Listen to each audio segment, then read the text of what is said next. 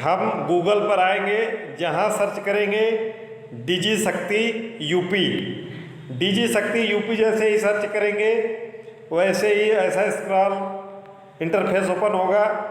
तो यह वेबसाइट है डिजी शक्ति की, डिजी शक्ति portal, government of Uttar Pradesh. इस पर आप क्लिक करेंगे। इस पर क्लिक करने के बाद आप एक वीडियो आएगा, इसको काट देंगे। फिर एक ऑप्शन आएगा मेरी पहचान पोर्टल के माध्यम से ई-केवाईसी। ध्यान से समझिएगा, इस पर क्लिक करेंगे। जैसे ही इस पर क्लिक करेंगे ऐसा इंटरफेस ओपन होगा। उसमें सबसे पहले अपने विश्वविद्यालय या बोर्ड या सोसाइटी या काउंसिल का नाम सेलेक्ट करेंगे। आप किसी भी विश्वविद्यालय से हो, किसी भी बोर्ड से हो, किसी भी सोसाइटी से हो, किसी भी काउंसिल से हो, उसको आप सेलेक्ट करेंगे। जैसे आप मान लीजिए अलीगढ़ मुस्लिम विश्वविद्यालय से है तो इस पर क्लिक करेंगे, या आप all India institute of medical science Gorakhpur से हैं तो इस पर क्लिक करेंगे। यदि आप उत्तर प्रदेश राजर्षि टंडन मुक्त विश्वविद्यालय में अध्ययनरत हैं तो इस पर क्लिक करेंगे, या आप किसी स्किल डेवलपमेंट मिशन के तहत जुड़े हुए हैं किसी पाठ्यक्रम से तो इस पर क्लिक करेंगे। यदि आप वीर बहादुर सिंह पूर्वांचल विश्वविद्यालय से जुड़े हैं तो इस पर क्लिक करेंगे। यदि आप इलाहाबाद विश्वविद्यालय से संबंधित हैं, यूनिवर्सिटी ऑफ इलाहाबाद या किसी भी उससे संबंधित कॉलेज में, तो इसको सिलेक्ट करेंगे। यदि आप लखनऊ यूनिवर्सिटी में अध्ययनरत हैं तो इसको सिलेक्ट करेंगे। यदि आप प्रोफेसर राजेंद्र सिंह रज्जू भैया विश्वविद्यालय में सिलेक्ट अध्ययनरत हैं उसके संबंधित महाविद्यालयों या मेन कैंपस में, तो इसको सिलेक्ट करेंगे। तो इसको सिलेक्ट करने के बाद ये देखिए सिलेक्ट कर लिया।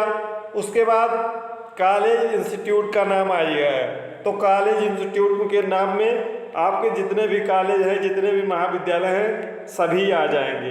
तो आप इस पर अपना महाविद्यालय सर्च करिएगा। ध्यान रखिएगा कि आपका महाविद्यालय किस नाम से संचालित है, इसको विशेष तौर पर ध्यान रखेंगे। क्योंकि कहीं कहीं जैसे ला कॉलेज का नाम, उसी कॉलेज में ला अगर चलता है तो ला कॉलेज का नाम अलग होता है, और BA BSc BCom का वह नाम अलग होता है। तो इसको आप देख लेंगे, ठीक है।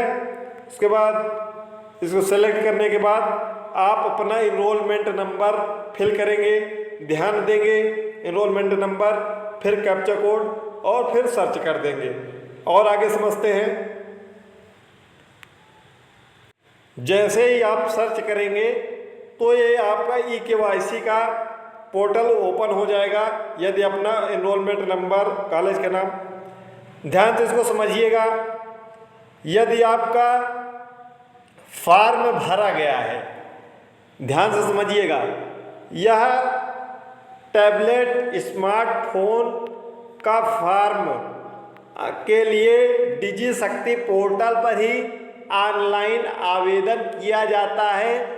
आपके संबंधित महाविद्यालय, संबंधित संस्थान से यदि उन्होंने आवेदन किया होगा तभी आपका यह शो होगा। ध्यान से सुन लीजिएगा, तभी आपका यह शो होगा जब उन्होंने आवेदन किया होगा। यदि उन्होंने आवेदन नहीं किया होगा तो लिख कर आएगा एनरोलमेंट नंबर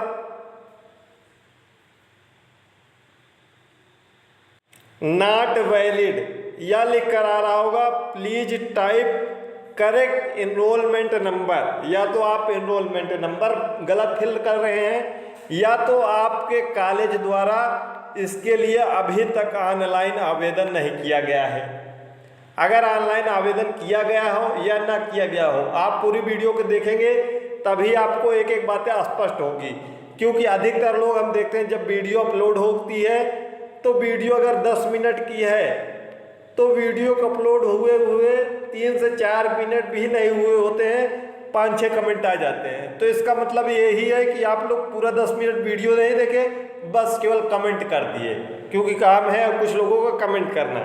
तो कमेंट करिए, ठीक है, लेकिन जहां आप पूरा वीडियो एक बार 2 बार देख लीजिए, एक एक चीज़ें स्पष्ट करके बताई जाती हैं। यदि आपके कॉलेज के द्वारा ऑनलाइन नहीं हुआ है तो please type correct enrolment number ऐसा लिख कर आएगा। ठीक है, पहली बात हो गई। कुछ लोग अभी एडमिशन लिए हैं, 2-4-10 दिन हुए हैं, 1 महीने हुए हैं, वो अभी सोचते हैं कि हम भी ऑनलाइन आवेदन कर दें या ई-केवाईसी कर दें। अरे भाई, जब आपका कॉलेज अभी आपने प्रवेश ही लिया है, उसके बाद 2-4-6 महीने में जब आपका इनरोलमेंट नंबर इशू हो जाएगा, इनरोलमेंट नंबर आपके एडमिट कार्ड आपके रिजल्ट में इंटर होता है, उसमें लिखा रहता है। आप अगर अभी नया प्रवेश लिए हैं तो बहुत ज़्यादा इसके लिए उछल कूद मत करिए। ठीक है, आप अपना पहले होने दीजिए, क्योंकि ज़्यादातर यह उनको स्मार्टफोन या टैबलेट दिया जाता है जिनका अंतिम वर्ष चल रहा होता है, उनके लिए आवेदन किया जाता है। तो आप देख सकते हैं, लेकिन जब तक एनरोलमेंट नंबर न इशू हो जाए विश्वविद्यालय द्वारा, यानी कि जब फर्स्ट सेमेस्टर का एग्जाम होगा, फॉर्म भरे जाएंगे, जब एग्जाम होने वाला रहेगा 2-4-10 दिन पहले एडमिट कार्ड इशू होते तो इनरोलमेंट नंबर आ जाएगा। तो अगर कॉलेज उसके बाद आपका आवेदन कर देते हैं तो यहाँ पर शो होगा, अन्यथा नहीं शो होगा। कुछ लोग कहेंगे कि सर हमारा अंतिम सेमेस्टर चल रहा है लेकिन शो नहीं हो रहा है, या अंतिम वर्ष चल रहा है शो नहीं हो रहा है, तो अपने कॉलेज से कांटेक्ट करिए क्यों नहीं शो हो रहा है। उन्होंने ऑनलाइन आवेदन नहीं किया है। दूसरा, कुछ लोग पूछ रहे थे कि अपने से ऑनलाइन आवेदन कर सकते हैं, केवल आप ई-केवाईसी कर सकते हैं। ई-केवाईसी अभी 2-4-10 दिन पहले से स्टार्ट हुआ है, इसके पहले यह भी नहीं था। इसका कारण क्या है ई-केवाईसी कराने का? क्योंकि जो शुरू में बढ़ रहा था तब प्रशासन ने ध्यान नहीं दिया, क्योंकि आगे वही विद्यार्थी हो सकता है स्नातक कर ले, उसके बाद परास्नातक करे, तो यह सुविधा केवल एक बार उपलब्ध होगी, आपको केवल एक बार मिलेगा मोबाइल या टैबलेट।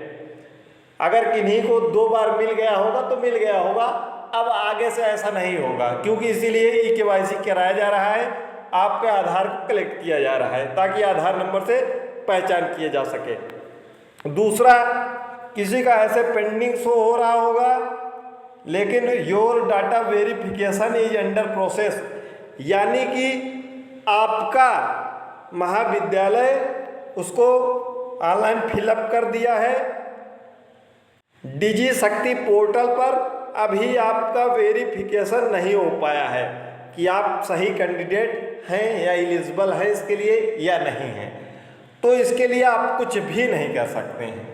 ठीक है, इसके लिए परेशान नहीं होना है, आप अनवरत 10 दिन 15 दिन 1 महीने में चेक कर सकते हैं। जब यहाँ पर ये हट जाएगा तो ऐसा शो होगा, ये आधार ई-केवाईसी स्टेटस में पेंडिंग तो शो होगा, लेकिन नीचे लिख कर आएगा verify through the login using e Pramaan, ठीक है, मेरी पहचान, ऐसा शो होगा। तो ऐसा शो होगा तब आपको इस पर क्लिक करना है।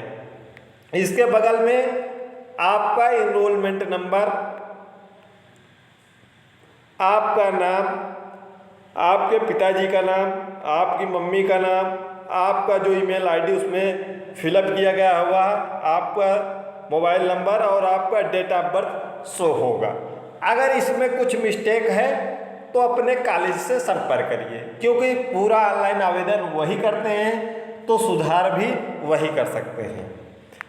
तो ई-केवाईसी क्या अपने से करना जरूरी है? आप अपने से कर लेंगे तो आप निश्चिंत रहेंगे कि हमारा डाटा वेरीफाई हो गया है। यदि कॉलेज के ऊपर छोड़ देंगे तो वह अगर करेंगे तो ठीक है, नहीं करते हैं तो कोई बात नहीं। इसके बाद आगे ऐसा शो हो रहा है तो फिर क्या करेंगे आगे देखिएगा।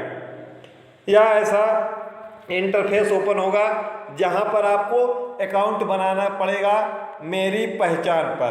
तो यहाँ पर आप आएंगे न्यू यूजर पर। अगर आपका ई प्रमाण पर पहले से ही यूजर नेम और पासवर्ड है तो आप यहाँ फिलअप करके और साइन इन कर सकते हैं। अगर आप नए कैंडिडेट हैं, ज़्यादातर नए कैंडिडेट ही होंगे, तो आप यहाँ पर पहले अपना मोबाइल नंबर फिल करेंगे।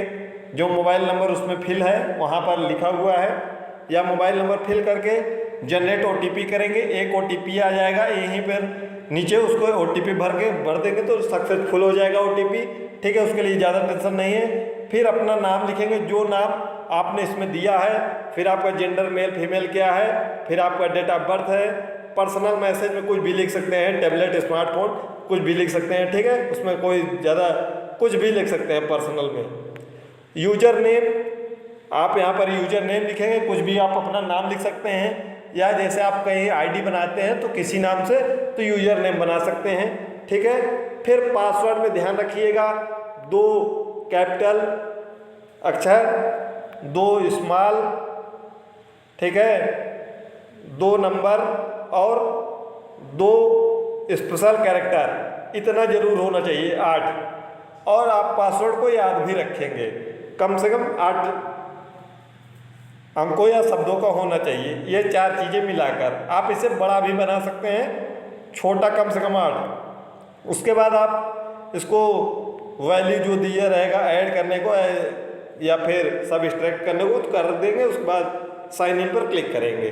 साइन इन पर क्लिक करेंगे तो उसके बाद ऐसा आएगा, तो उसके बाद इसको आप स्क्रॉल करके थोड़ा सा इसको नीचे कर देंगे और एक्सेप्ट पर क्लिक करके आगे बढ़ाएंगे। इसमें कुछ विशेष नहीं है, तो क्लिक करके आगे बढ़ाएंगे तो ऐसा इंटरफेस ओपन होगा जहां पर आपको अपना आधार नंबर फिलअप करना है। ध्यान दीजिएगा, आपका अपना आधार नंबर फिल किया है जिस कैंडिडेट के नाम से है, तो उसके बाद आधार नंबर फिल करने के बाद मोबाइल वाले पर क्लिक कर देना है। मोबाइल वाले पर क्लिक करेंगे तो उसके बाद यहाँ पर आई एग्री पर क्लिक करेंगे। आई एग्री क्लिक करने के बाद जो वैल्यू दी है इसको ऐड करना है या घटाना है, इसको देकर वेरीफाई थ्रू eKYC कर दीजिएगा। इसको करने के बाद ऐसा इंटरफेस ओपन होगा, OTP आएगा, वेरीफाई कर दीजिएगा। ध्यान दीजिएगा, अगर यहीं पर कभी कभी OTP नहीं आता है तो रुकना है थोड़ा सा, क्योंकि यह सेशन लगभग 15 मिनट का है, तो 15 मिनट आप वेट कर सकते हैं OTP अगर नहीं आ रही है तो, क्योंकि यह सर्वर प्रॉब्लम भी हो सकता है। OTP आ जाएगा, फिर एक बार वेरीफाई OTP का बोलेगा, ठीक है, फिर एक बार वही OTP आएगा, उसको वेरीफाई कर देना। कभी कभी एक ही बार में हो जाता है और कभी कभी 2 बार OTP आएगा, तो देख लीजिएगा जैसा भी कुछ होगा। फिर उसके बाद जैसे ही सबमिट हो जाएगा, जब तक यह प्रोसेस यहाँ तक आप नहीं पहुँच पाएंगे सक्सेस, जैसे ही सक्सेस हो जाएगा वहीं से ही आपको यहाँ ग्रीन कलर का ऐसे सही का टिक लग जाएगा कि सक्सेस आपका हो गया है, ठीक है। उसके बाद आपको यहाँ से लॉग आउट कर देना है। लॉग आउट करने के बाद फिर आप वहीं पर जाएंगे और फिर अपना इनरोलमेंट नंबर वगैरह सर्च करेंगे। फिर आपका यहाँ पर आधार eKYC वेरीफाई दिखाएगा। जब आपका वेरीफाई हो जाएगा तो वहाँ पर लिखा उठेगा कि आधार eKYC वेरीफाई, और जो आज की तारीख है उल्टे क्रम में पहले मंथ, फिर डेट, फिर सन, ठीक है, और जो टाइम आपका रहेगा वह लिखकर आ जाएगा, ठीक है। इसके अलावा कोई डाउट होगा तो कमेंट बॉक्स में कमेंट करिएगा। ध्यान दीजिएगा कि चैनल पर नए हो चैनल को सब्सक्राइब करके किसी को भी शेयर कर सकते हैं, या सभी के लिए वीडियो है, ऐसा नहीं है केवल प्रोफेसर राजेंद्र सिंह रज्जू भैया विश्वविद्यालय के लिए, या किसी भी विश्वविद्यालय किसी भी संस्थान में अध्ययनरत विद्यार्थी कर सकते हैं। जो ऊपर बताया गया है कि आपका डाटा अंडर वेरिफिकेशन में है या प्रोसेस में है, तो उसको आप वेट कर सकते हैं 10-15 दिन। जो नए कैंडिडेट हैं वह ज़्यादा वो नहीं होंगे, क्योंकि इनरोलमेंट नंबर अभी उनका नहीं इशू हुआ है। उसके बाद जिनका नहीं शो हो रहा है, कुछ नहीं लिख के आ रहा है कि इनरोलमेंट नंबर नाट करके कुछ ऐसा कुछ लिख के आ रहा है, तो उनके कॉलेज द्वारा भी ऑनलाइन आवेदन नहीं किया गया है। अगर आपके कॉलेज द्वारा आप अगर ओपन करते हैं और पहले ही ऐसे ही लिख के आता है तो आपको कुछ करना ही नहीं है, वेरीफाई लिख कर आ रहा है, तो यानी कि मतलब है कि आपके कॉलेजों ने उसको कर दिया है। टैबलेट परा स्नातक के विद्यार्थियों को मिलता है, और अधिकतर जब आप अंतिम सेमेस्टर में जाते हैं तभी आपको मिलता है। यदि आपका सेशन ओवर हो गया है और आपका इनरोलमेंट नंबर नॉट फाउंड दे रहा है तो आपको अब आगे नहीं मिल पाएगा, इसको नोट कर लीजिएगा। अगर आपका सेशन ओवर हो चुका है, मतलब जैसे 2021-23 सेशन से हैं और फॉर्म नहीं भरा गया है, अगर 2022-24 सेशन से हैं फॉर्म नहीं भरा गया है, तो अगर आपका नहीं शो हो रहा है तो समझ लीजिए कि आपका फॉर्म नहीं भरा गया है। अगर आपका पहला, दूसरा, तीसरा, चौथा, पांचवा किसी कोई सेमेस्टर चल रहा है, अगर आपका ऐसा शो हो रहा है तो आप फॉर्म भर दीजिएगा। कोई और डाउट होगा तो कमेंट बॉक्स में कमेंट करिएगा। चैनल पर नए होंगे चैनल को सब्सक्राइब कर लीजिएगा। साथ ही साथ डिस्क्रिप्शन बॉक्स में आपको टेलीग्राम चैनल और व्हाट्सएप चैनल का लिंक मिल जाएगा, उसको जरूर ज्वाइन कर लीजिएगा ताकि और भी आगे जो भी अपडेट होगी वो आपको बताया जा सके।